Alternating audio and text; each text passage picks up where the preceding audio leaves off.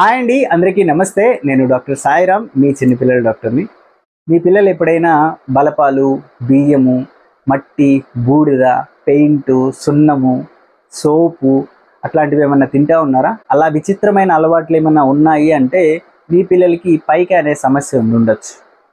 ఈ వీడియో చివరి వరకు చూడండి. దీంట్లో నేను పైక అంటే ఏంటి, అసలు ఎందుకు వస్తుంది, ఉంటే మనం ఏం చేయాలి అనేది డిస్కస్ చేయడానికి ప్రయత్నిస్తాను. మీలో ఎవరైనా మొదటిసారి నా ఛానల్ని చూస్తూ ఉన్నారు అంటే సబ్స్క్రైబ్ చేసుకోండి, మీ ఫ్రెండ్స్ ఫ్యామిలీతో కూడా షేర్ చేయండి. మనం అందరమే రొటీన్గా తినే తిండి వస్తువుల్ని ఎడిబుల్స్ అంటామండి. అవి తిన్నాము అంటే మనకు శరీరానికి అవసరమైన శక్తి, మైక్రోన్యూట్రియంట్స్, విటమిన్స్ అవన్నీ అందుతాయి అన్నమాట. ఈ పైక అనే కండిషన్లు ఏంటంటే నాన్ ఎడిబుల్ థింగ్స్ వాళ్ళు ఎక్కువ తినడానికి ఇష్టపడుతూ ఉంటారండి. నాన్ ఎడిబుల్స్ అంటే ఏంటి? అవి తిన్నా సరే మన శరీరానికి ఎలాంటి ఉపయోగం ఉండదు, ఇంకా నష్టాలు వస్తూ ఉంటాయి. ఎగ్జాంపుల్స్ చెప్పుకోవాలంటే ఎక్కువ శాతం మంది మట్టి తింటూ ఉంటారు, బలపాలు తింటూ ఉంటారు, చాక్ పీసులు, బూడిద, బొగ్గు, కొంతమంది గోడకున్న సున్నాన్ని గోక్కొని తింటూ ఉంటారు, కొంతమంది వాళ్ళ ఎంట్రుకలు వాళ్ళనే తింటూ ఉంటారు.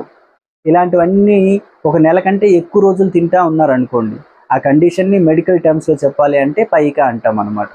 మీరు అడగచ్చు, కొంతమంది పిల్లలు ఏది దొరికితే అది నోట్లో పెట్టుకుంటూనే ఉంటారు కదా సార్, దాన్ని కూడా మనం పైక అంటామా అని. 2 సంవత్సరాల కంటే తక్కువగా వయసు ఉన్న పిల్లలకి ఏంటంటే మౌతింగ్ ఉంటుందండి. అంటే అది డెవలప్మెంటల్ ప్రాసెస్లో ఒక భాగం లాగా వాళ్ళు నేర్చుకునే విధానం అనమాట. అది ఎస్పెషల్లీ ఒక 1.5 సంవత్సరం 2 సంవత్సరాల వరకు కూడా ఉంటుంది. వాళ్ళకి ఆ డెవలప్మెంటల్ ప్రాసెస్లో అంటే వాళ్ళ చేతికి ఏది దొరికినా వాళ్ళు నోట్లో పెట్టుకోవడానికే చూస్తూ ఉంటారనమాట. దాన్ని మనమేమి పైకి అనము.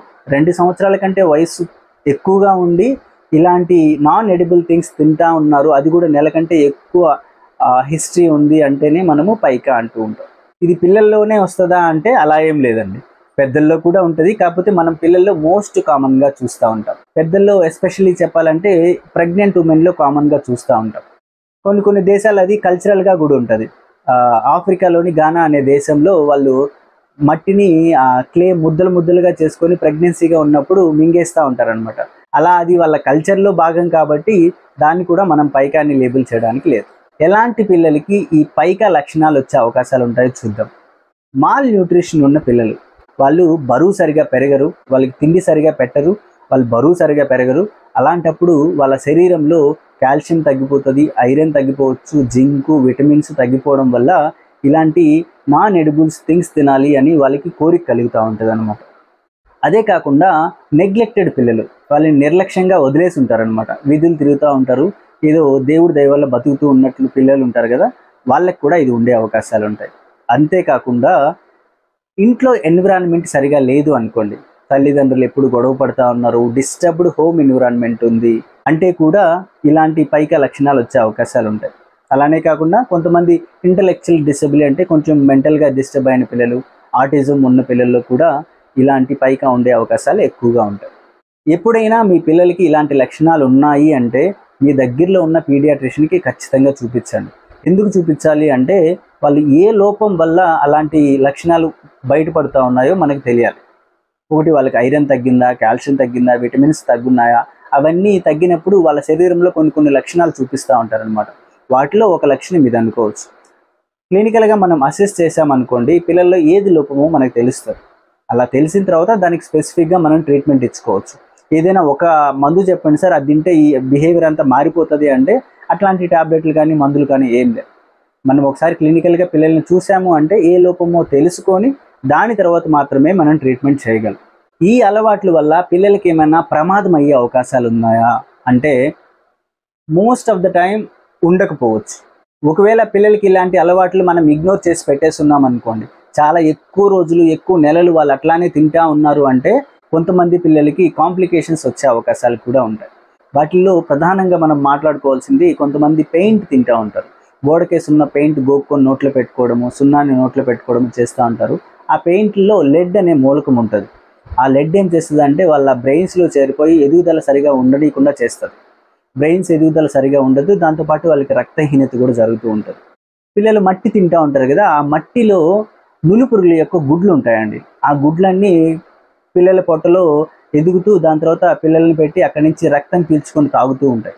పిల్లలు ఎంత తిన్నా సరే వాళ్ళ రక్తం పెరగకుండా అట్లానే ఉండిపోతుంది, ఎదుగుదల సరిగా ఉండదు. ఆ పొట్టలో చేరిన నులిపురుగులు రక్తం తాగుతూ ఉంటాయి అన్నమాట.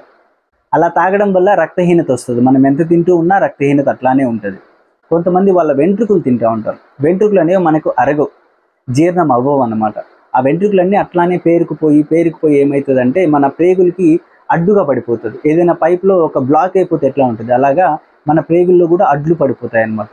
దాన్ని మనం ట్రైకోబెజార్ అంటాం.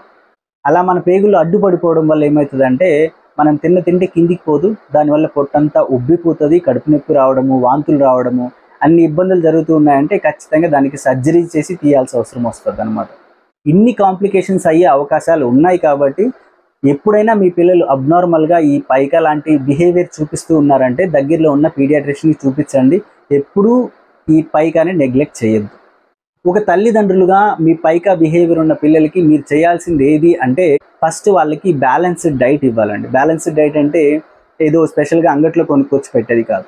అన్ని రకాల తిండి పదార్థాలు దాంట్లో ఇంక్లూడ్ అయ్యేలాగా చూసుకోవాలి.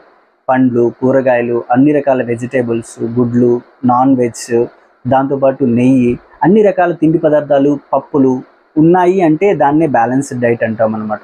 రోజు ఒకే తిండి పెడుతూ ఉన్నామంటే వాళ్ళకి ఏదో ఒక మూలకం డెఫిషియన్సీ రావడం మొదలైపోతూ ఉంటుంది.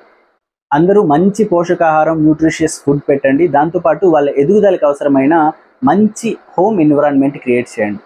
వాళ్ళ ముందు గొడవలు పడద్దు, తిట్టుకోవద్దు, పెద్దగా అరిచి మాట్లాడుకోవద్దు. వేరే వాళ్ళ గురించి మీరు ఏమైనా చెడుగా మాట్లాడుతున్నారంటే వాళ్ళు లేనప్పుడు కావాలంటే మాట్లాడుకోండి, వాళ్ళ ముందు మాత్రం మాట్లాడద్దు. ఇవన్నీ వాళ్ళ మెంటల్ బిహేవియర్ని చాలా డిస్టర్బ్ చేస్తాయి అన్నమాట. మీకు ఎంత ఫ్యామిలీ డిస్టర్బెన్సెస్ ఉన్నా పిల్లల్ని మాత్రం నెగ్లెక్ట్ చేయద్దు. ఫైనల్ నోట్గా చెప్పాలంటే ఎవరైనా పిల్లలు 2 సంవత్సరాల కంటే ఎక్కువ వయసు ఉన్న వాళ్ళు ఈ నాన్ ఎడిబుల్ థింగ్స్ అంటే మట్టి, బూడిద అట్లాంటి పదార్థాలు ఒక నెల కంటే ఎక్కువ రోజులు తింటా ఉన్నట్లు మీకు కనిపించారనుకోండి, దగ్గరలో ఉన్న పీడియాట్రిషియన్కి చూపించండి ఫస్ట్. వాళ్ళకి ఏమన్నా మూలకాల డెఫిషియన్సీ ఉన్నాయి, ఐరన్ కానీ, కాల్షియం కానీ, జింక్ అట్లా ఏమైనా డెఫిషియన్సీ ఉన్నాయి అంటే వాళ్ళే ట్రీట్మెంట్ ఇస్తారనమాట. దాంతోపాటు వీళ్ళకి నులి పురుగులు కూడా ఎక్కువ ఉండే అవకాశాలు ఉంటాయి. ప్రతి 6 నెలలకు ఒకసారి మనం డీవార్మింగ్ కూడా చేసుకోవాల్సి వస్తుంది. ఈ వీడియోలో చాలా యూస్ఫుల్ ఇన్ఫర్మేషన్ ఉంది. ఎక్కువ మందికి రీచ్ అవ్వాలంటే మీరు ఖచ్చితంగా లైక్ చేయాలి, మీ ఫ్రెండ్స్తోనూ ఫ్యామిలీతోనూ షేర్ చేసుకుంటూ ఉండండి. అలా మీరు చేస్తూ ఉన్నారంటే నాకు ఎంకరేజింగ్గా ఉంటుంది, నేను ఎక్కువ వీడియోస్ కూడా చేయొచ్చు. పిల్లల హెల్త్ రిలేటెడ్ మీకు ఏమైనా డౌట్స్ ఉన్నాయి అంటే ఖచ్చితంగా నా వీడియో కింద కామెంట్ చేయడానికి ప్రయత్నించండి. వాటిపై నేను వీడియో అయినా చేస్తాను, లేదా మీకు ఖచ్చితంగా రిప్లై ఇవ్వడానికైనా ప్రయత్నిస్తాను. Thank you.